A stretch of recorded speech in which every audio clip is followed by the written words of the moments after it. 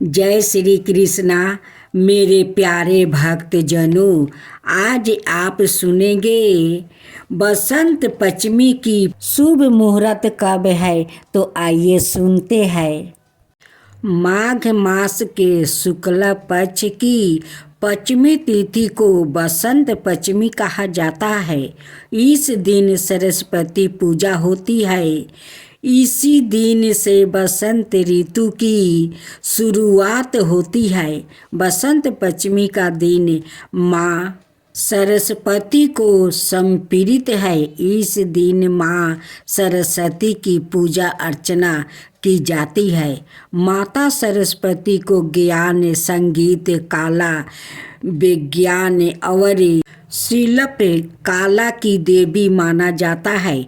इस दिन को श्री पंचमी और सरस्वती पूजा के नाम से भी जाना जाता है। बसंत पंचमी का दिन सभी शुभ कार्यों के लिए युक्त माना जाता है। इसी कारण से बसंत पंचमी का दिन अबूझ मुहूर्त के नाम से प्रसिद्ध है और नवीन कार्यों की शुरुआत के लिए उत्तम माना जाता है।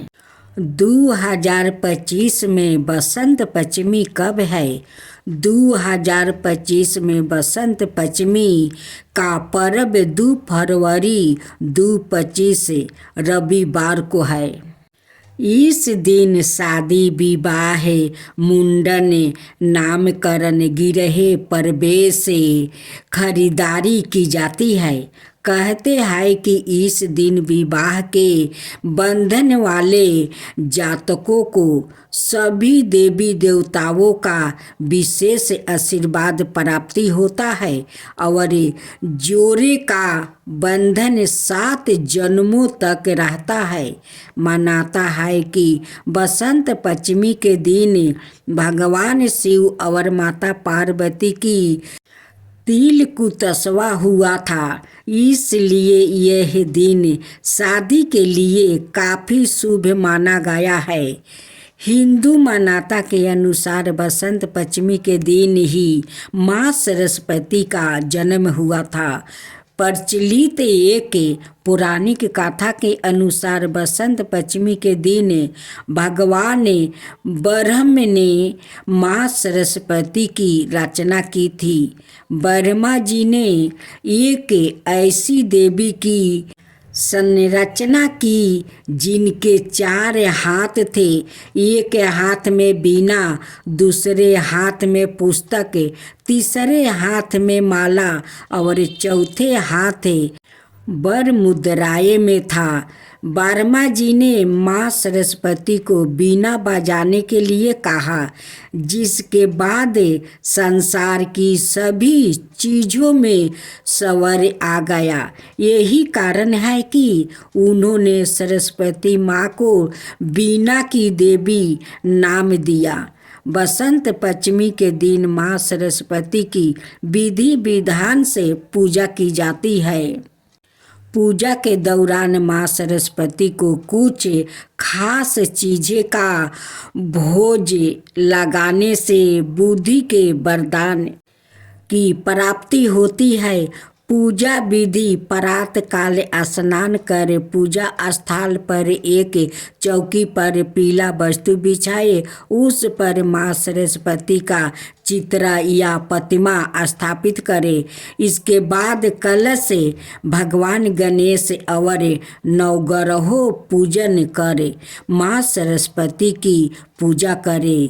मिष्टान का भोग लगाकर आरती करें। राधे राधे भक्तजनों, अब आप सुनेंगे माँ सरस्वती की अवतार की कथा।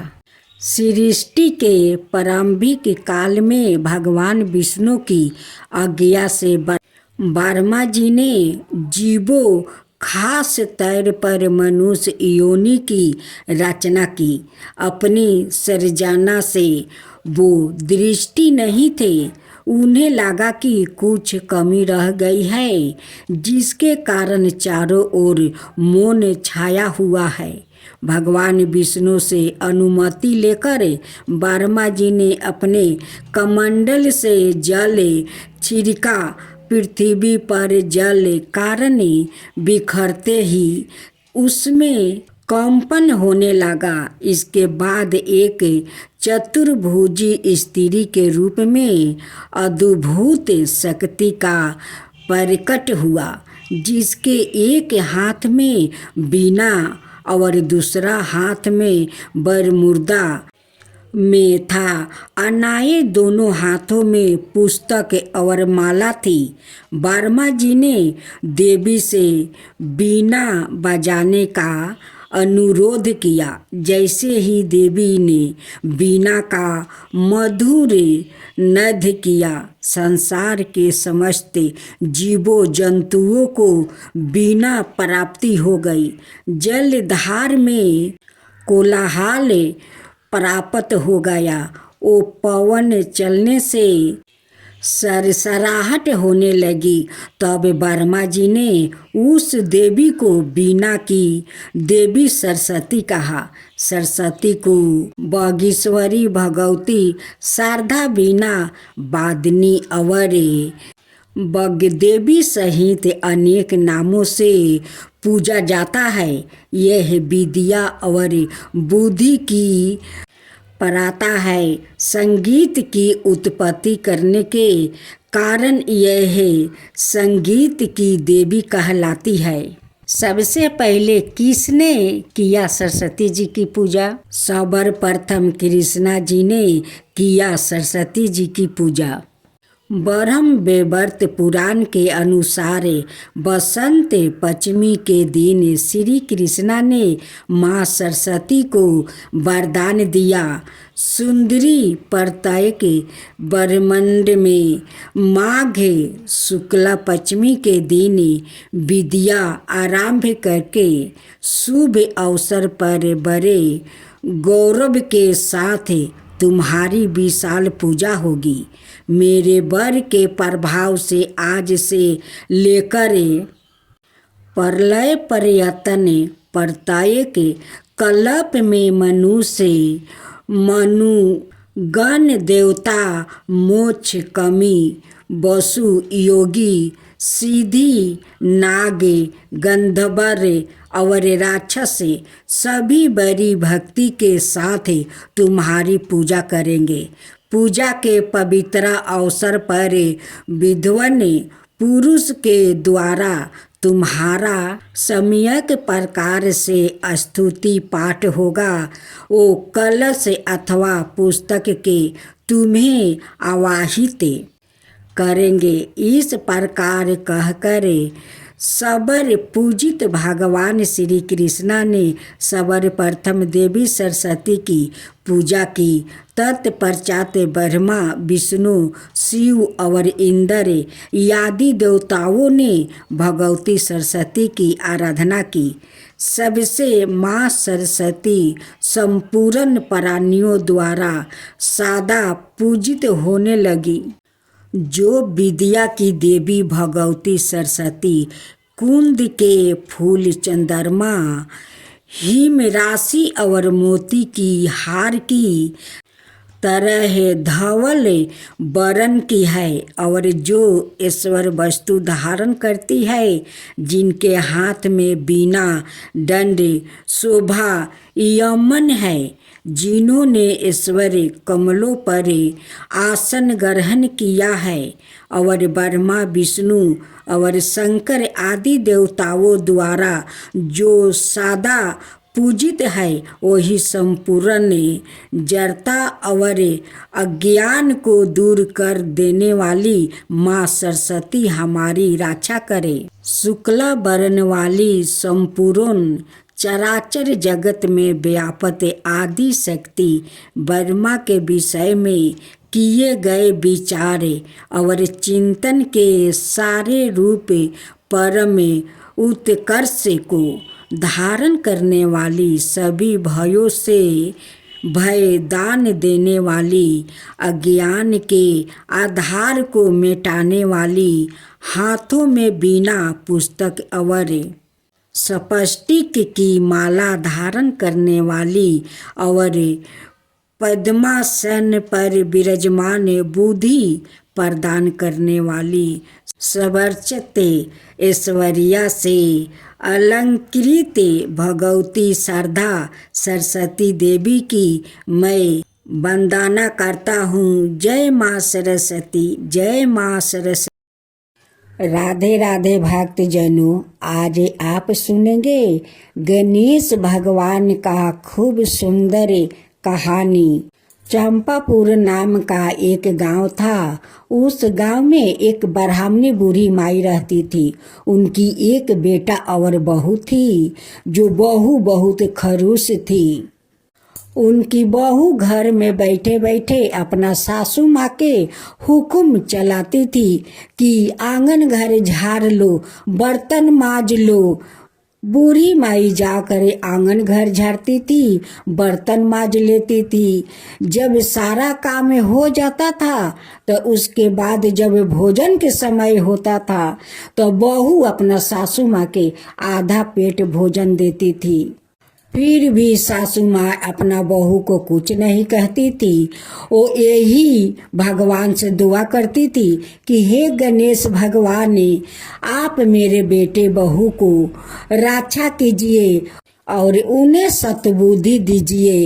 हे गणेश भगवान महाराज, आपसे मैं विनती करती हूँ कि मेरे बेटे बहू को रक्षा करना और मेरी बहू को सद्बुद्धि देना। बहू अपना सासू माँ से कहती है कि सासू माँ, आज बहुत सारे पकवान बनाना है। आज मेरे घर पर मेरे संगी साथी आएंगी, उन्हें भोजन कराना है। सासू माँ कहती है कि ठीक है बहू, मैं बना दूंगी। सासू माँ सारा दिन वो पर पकवान बनाई, नाना रकम के भोजन बनाई।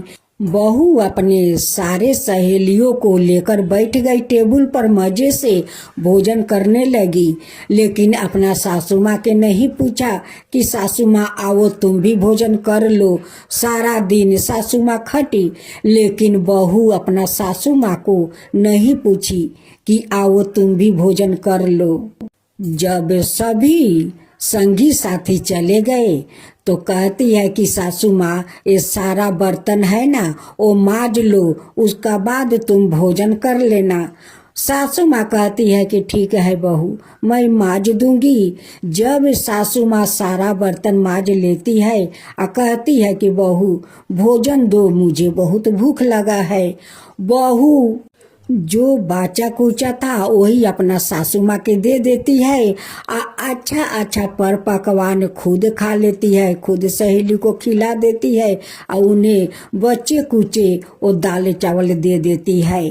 सासू माँ कहती है कि बहू, मैं इतना सारा पकवान बनाई, उस पकवान में से थोड़ा सा दो मुझे।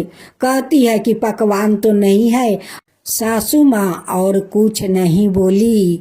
थोड़ा देरी का बाद गणेश भगवान एक बालक का रूप धारण करते हुए वो बुढ़िया माई के पास आते हैं और कहते हैं कि बूढ़ी माई, तुम तो आज बहुत अच्छे अच्छे पकवान बनाई थी, कितना सारा तुम्हारा घर में मर मिठाई आया था।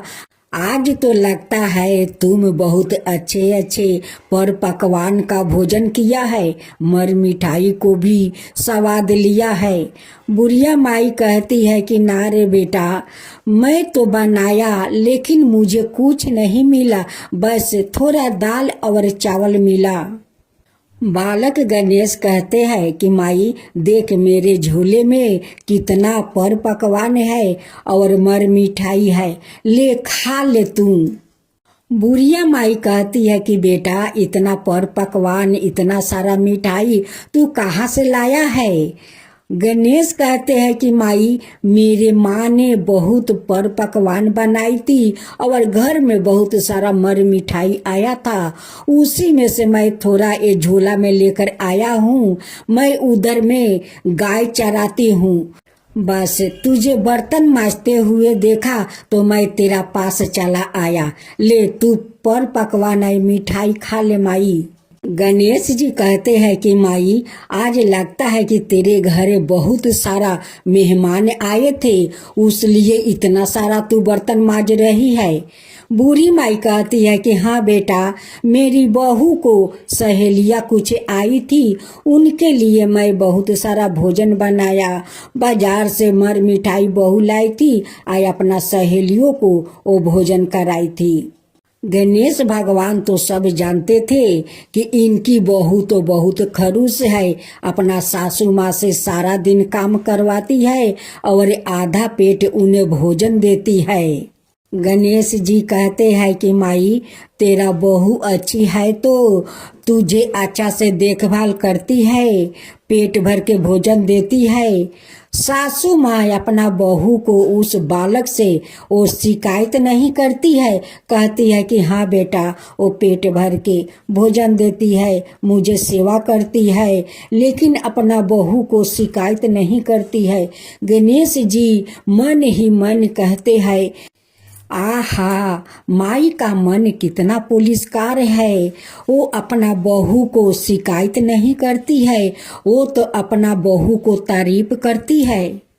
गणेश भगवान एक दिन बालक का रूप धारण करते हुए उनकी बहू के घर आते हैं और कहते हैं कि मुझे भूख लगा है, कुछ खाने के लिए दो। बहू कहती है कि यारे छोकरा, तू कहाँ से ना कहाँ से आ गया, तोरा यही दरवाजा दिखा, और कोई दरवाजा नहीं देखा, जा यहाँ से, यहाँ कुछ भी नहीं है और नहीं कुछ भी मिलेगा, तू दूसरा दरवाजा देख। गणेश भगवान गुस्से हो जाते हैं और कहते हैं कि तू एक बालक को भोजन नहीं दिया, देख तुझे कितना अब भोगना पड़ता है।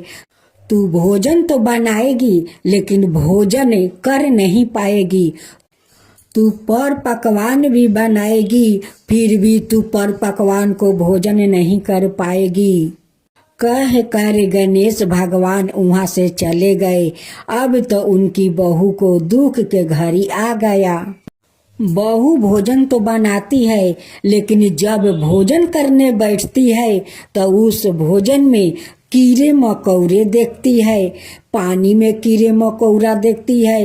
कहती है कि मैं तो अच्छे भोजन बनाया, इस भोजन में कीड़ा मकोड़ा कहाँ से आ गया, पानी में भी कीड़ा मकोड़ा है।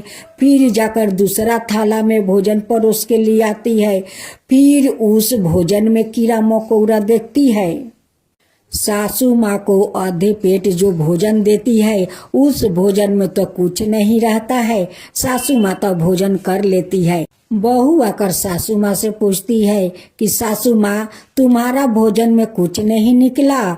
सासू माँ कहती है कि मेरा भोजन में भला क्या निकलेगा, मैं तो भोजन कर लिया। अब तो बहू को बिना भोजन किए 2 दिन हो गया।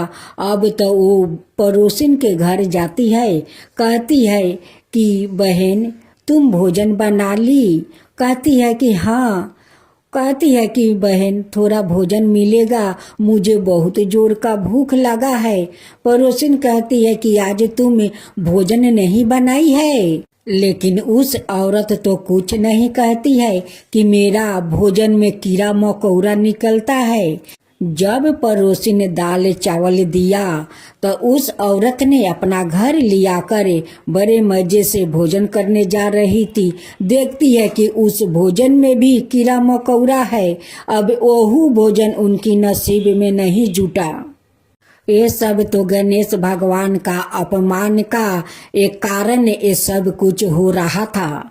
एक दिन माता पार्वती एक बूढ़ी का रूप धारण करते हुए उस बूढ़ी माई का घर आई और उस बहू को रोते हुए देखकर कहती है कि बेटी क्या हुआ, क्यों रो रही है। बहू कहती है कि मैं क्या बताऊं, जब मैं भोजन बनाती हूँ और भोजन करने जाती हूँ उस भोजन में कीड़ा मकोड़ा खाली दिखता है। आज 2-3 दिन हो गया, बिना भोजन किए मैं भूखे प्यासे तड़प रही हूँ, इसी के कारण मैं रो रही हूँ। माँ पार्वती कहती है कि तू लगता है किसी को अपमान किया है, नहीं तो कोई ऐसा पाप किया है, उसी के कारण हो रहा है तेरा भोजन में कीड़ा मकोड़ा दिख रहा है, मिल रहा है। बहू कहती है कि नहीं, ऐसा बात नहीं है, मैं कोई के अपमान नहीं किया है। फिर पार्वती माता कहती है कि लगता है तू अपना सासू माँ के आधे पेट भोजन देती है, उनसे सारा दिन काम करवाती है, उसी के पाप के कारण ये सब हो रहा है तेरा साथ। फिर बहू कहती है कि नहीं, मैं कोई पाप नहीं किया हूँ और नहीं अपना सासू माँ को तकलीफ दिया है, नहीं उन्हें आधा पेट भोजन दिया है। फिर माता पार्वती गुस्सा होकर कहती है कि तू झूठ बोल रही है। तब बहू कहती है कि आप कौन हो कि ऐसे बात कह रही हो, आप कैसे जानती हो। माता पार्वती कहती है कि मैं तो सब कुछ जानती हूँ, सब कुछ देखती हूँ। बहू कहती है कि आप सब कुछ जानती है तो आप ऐसा कोई उपाय बताइए कि मेरे साथ जो कुछ होता है वो ना हो। गणेश भगवान कहते हैं कि देखो, तुम ब्राह्मण संत को बुलाकर जग करावो, उन्हें दान पुण्य करो। जो तुम्हारे दरवाजे पर भूखे प्यासे जो लोग आए उन्हें भोजन करावो, उन्हें दक्षिणा दो, अपना सासू माँ के रोज सेवा करो, उन्हें पेट भर के भोजन दो। बहू कहती है कि ठीक है, ऐसे ही मैं करूँगी।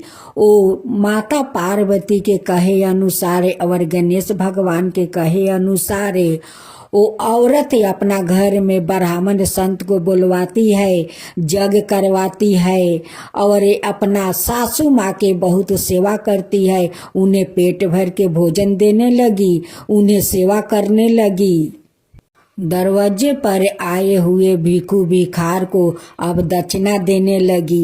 ये सब देखकर गणेश भगवान तो बहुत प्रसन्न हो गए और उस औरत पर गणेश भगवान को माया आ गया। माता और पुत्रा दोनों अपना रूप में आया कर ओ सास और बहू को अपना दर्शन दिया। माता कहने लगी कि मैं ही पार्वती हूँ, मैं ही दुर्गा हूँ, मैं ही काली हूँ, मैं सब कुछ देखती हूँ, क्या नहीं देखती हूँ, ये सारा संसार को मैं देखती हूँ। बहू अब हाथ जोड़कर माता पार्वती से वो माफ़ी मांगने लगी और गणेश भगवान से माफ़ी मांगने लगी। कहने लगी कि मुझे माफ़ कर दीजिए माता, माफ़ कर दीजिए, अब कभी ऐसा मुझसे भूल नहीं होगा। मैं सभी को दान पुण्य करूँगी, अपना सासू माँ को सेवा करूँगी।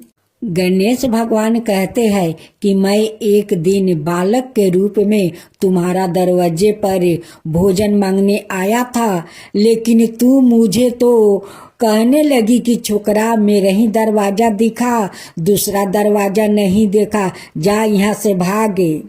उसी अपमान का मैं तुम्हें दंड दिया था। इतना दिन जो तुम्हारा साथ हो रहा था वो मेरे परपोक के कारण हो रहा था।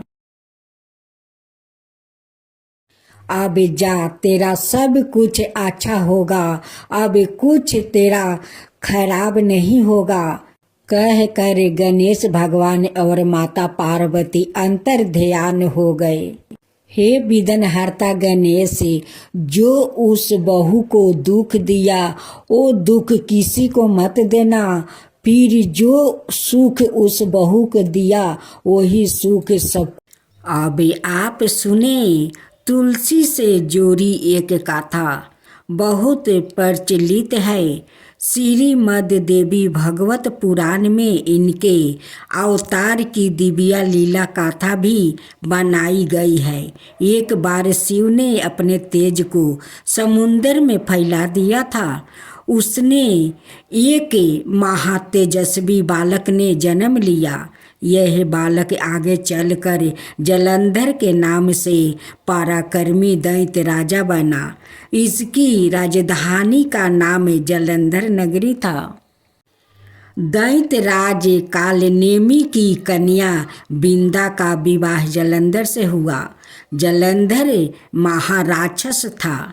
अपनी सत्ता के मध्य में चूर उसने माता लक्ष्मी को पाने की कामना से युद्ध किया, परंतु समुद्र से ही उत्पन्न होने के कारण माता लक्ष्मी ने उसे अपना भाई के रूप में स्वीकार किया।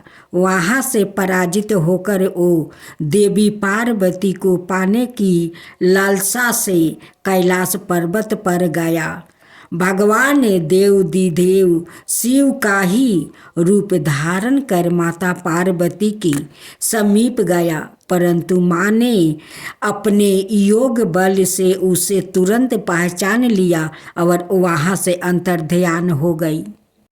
देवी पार्वती ने क्रोध होकर सारा वृत्तांत भगवान विष्णु को सुनाया। जलंधर की पत्नी बिंदा अत्यंत पतिव्रता स्त्री थी। उसी के पतिव्रता धर्म की शक्ति से जलंधर ना तो मारा जाता था और ना ही पराजित होता था। इसलिए जलंधर का नाश करने के लिए बिंदा के पतिव्रता धर्म को भंग करना बहुत जरूरी था। इसी कारण भगवान विष्णु ऋषि का भेष धारण कर वन में जा पहुँचे, जहाँ बिंदा अकेली बर्मन कर रही थी। भगवान के सादा दो मायावीर राक्षस भी थे, जिन्हें देखकर बिंदा भयभीत हो गई। ऋषि ने बिंदा के सामने पल में दोनों को भस्म कर दिया। उनकी शक्ति देखकर बिंदा ने कैलाश पर्वत पर महादेव के साथ युद्ध कर रहे थे अपने पति जलंधर के बारे में पूछा। ऋषि ने अपने माया जाल से दो बानर प्रकट किया। एक बानर के हाथ में जलंधर का सिर था और दूसरे के हाथ में धर। अपने पति की यह दशा देखकर बिंदा मूर्छित होकर गिर पड़ी। होश में आने पर उन्होंने ऋषि रूपी भगवान से विनती की कि वो उसके पति को जीवित करे। भगवान ने अपनी माया से पूर्ण जलंधर का सिर धड़ से जोड़ दिया, परंतु सवाए भी वो उसी शरीर में प्रवेश कर गया। बिंदा को इस छल का जरा आभास ना हुआ। जलंधर बने भगवान के साथ बिंदा पतिव्रता का व्यवहार करने लगी, जिससे उसका पति व्रता भंग हो गया। ऐसा होते ही बिंदा का पति जलंधर युद्ध में हार गया। इस सारी लीला का जब बिंदा को पता चला तो उसने क्रोध होकर भगवान विष्णु को शीला होने का श्राप दे दिया और सवाए सती हो गई। जहाँ बिंदा भस्म हुई वहाँ तुलसी का पौधा उगा। भगवान विष्णु ने बिंदा से कहा, हे बिंदा, तुम अपने सती व्रता के कारण मुझे लक्ष्मी से भी अधिक प्रिया हो गई हो। अब तुम तुलसी के रूप में सदा मेरे साथ रहोगी। जो मनुष्य भी मेरे शालिग्राम रूप के साथ तुलसी का विवाह कराएंगे उसे इस लोक और परलोक में विपुल यश प्राप्ति होगा। जिस घर में तुलसी होती है वहाँ यम के दूत भी असमय नहीं जा सकते। गंगा और नर्मदा के जल में स्नान और तुलसी का पूजन बराबर माना जाता है। चाहे मनुष्य कितना भी पापी क्यों ना हो, मृत्यु के समय जिसके प्राण मंजीरी रहती तुलसी और गंगा जल मुख में राख कर निगल जाते हैं, वो पापों से मुक्ति होकर वैकुंठ धाम को प्राप्ति होता है। जो मनुष्य तुलसी वो आंवले की छाया में अपने पितरों का श्राद्ध करता है उसके पितरों मोक्ष को प्राप्ति हो जाते हैं। राधे राधे भक्तजनों, अब आप सुनेंगे मकर संक्रांति संबंधित पहली व्रत कथा। भगवान शनि और सूर्य देव से संबंधित है। जब शनि देव का जन्म माता छाया हुआ था तो वो बिल्कुल काले उत्पन्न हुए थे। तब भगवान सूर्य ने उन्हें देखकर कहा था कि वो मेरा पुत्र नहीं है, और उन्हें और माता छाया को अलग कर दिया था। वो जिस घर में रहते थे उनका नाम कुंभ था। जब छाया ने अपने पुत्र के बारे में ऐसा अब शब्दों सुने तो उन्होंने सूर्य देव के ऊपर अधिक क्रोध आ गया है और उन्हें कुष्ठ रोग होने का श्राप दे दिया। उसके बाद सूर्य देव ने भी शनि देव और छाया माता के घर कुंभ को जला डाला। इसके बाद सूर्य देव को कुष्ठ की समस्या उनके पुत्र यम से सही की थी, लेकिन उन्होंने अपने पिता से कहा कि वो माता छाया से व्यवहार सही करे। इस बात को सुनकर सूर्य देव शनि देव से मिलने उनके घर पहुँचे, लेकिन जैसे ही उनके घर पहुँचे तो उन्होंने राख का ढेर ही मिला। ऐसे में शनि देव से काले तिल से अपने पिता का स्वागत किया था। सूर्य देव अपने पिता का स्वागत सत्कार देख कर अति प्रसन्न हुआ और उन्हें मकर नाम का घर दिया। इसी कारण शनि देव को मकर और कुंभ का स्वामी कहा जाता है। इसके साथ ही सूर्य ने शनि देव से कहा कि सूर्य जब मकर घर यानी मकर संक्रांति के दिन घर आएगा तो वो धनाय से भर जाएगा। इसी के कारण इस दिन हर साल मकर संक्रांति मनाई जाती है। अब मकर संक्रांति की दूसरी कथा। मकर राशि की दूसरी कथा माँ गंगा और भागीरथी से संबंधित है। माना जाता है कि मकर संक्रांति के दिन ही माँ गंगा स्वर्ग से अवतरित होकर राजा भागीरथ के पीछे पीछे कपिल मुनि के आश्रम से होती हुई गंगा सागर तक पहुंची थी। धरती पर अवतरित होने के बाद राजा भागीरथ ने गंगा के पवन जल से अपने पूर्वजों का दर्पण किया था। अब सुने लपसी तपसी की कथा। एक लपसी था, एक तपसी था। तपसी हमेशा भगवान की तपस्या में लीन रहता था। लपसी रोजाना सवा शेर की लपसी बनाकर भगवान का भोग लगाकर ही जिमाता था। एक दिन दोनों झगड़ा करने लगा। तपसी बोला, मैं रोज भगवान की तपस्या करता हूँ इसलिए मैं बारा हूँ। लपसी बोला, मैं रोज भगवान को सवा शेर लपसी का भोग लगाता हूँ इसलिए मैं बारा हूँ। नारद जी वहाँ से गुजर रहे थे। दोनों को झगड़ता देखकर रुक गए और उनसे पूछा कि तुम क्यों लड़ रहे हो। तपसी ने खुद के बारा होने का कारण बताया और लपसी ने अपना कारण बताया। नारद जी बोले, तुम्हारा फैसला मैं कर दूंगा। दूसरे दिन लपसी और तपसी नहाकर अपनी रोज की तरह भक्ति करने आए तो नारद जी ने छुप करके 1.25 करोड़ की एक अंगूठी उन दोनों के आगे रख दिया। तपसी की नज़र जब अंगूठी पर पड़ी तो उसने चुपचाप अंगूठी उठाकर अपने नीचे दबा लिया। लपसी की नज़र अंगूठी पर पड़ी लेकिन उसने ध्यान नहीं दिया। भगवान को भोग लगाकर लपसी खाने लगा।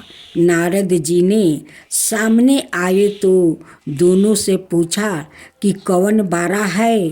तो नारद जी ने तपस्वी से खारा होने को कहा। वो खारा हुआ तो उसके नीचे दबी अंगूठी दिखाई पड़ी। नारद जी ने तपस्वी से कहा, तपस्या करने के बाद भी तुम्हारा चोरी करने की आदत नहीं गई, इसलिए लपसी बारा है। तुम्हें तुम्हारी तपस्या का कोई फल भी नहीं मिलेगा। तपस्वी शर्मिंदा होकर माफ़ी मांगने लगा। उसने नारद जी से पूछा, मुझे मेरी तपस्या का फल कैसे मिलेगा? नारद जी ने कहा, यदि कोई गाय और कुत्ते की रोटी नहीं बनाएगा तो फल तुम्हें मिलेगा। यदि कोई ब्राह्मण को जिमा कर दक्षिणा नहीं देगा तो फल तुझे मिलेगा। यदि कोई साड़ी का साथ ब्लाउज नहीं देगा तो फल तुझे मिलेगा। यदि कोई दिए से दिए नहीं जलाएगा तो फल तुझे मिलेगा। यदि कोई सारी कहानी सुने लेकिन तुम्हारी कहानी नहीं सुने तो फल तुझे मिलेगा। उसी दिन से हर व्रत कथा कहानी के साथ लपसी तपसी की कहानी भी सुनी और कही जाती है।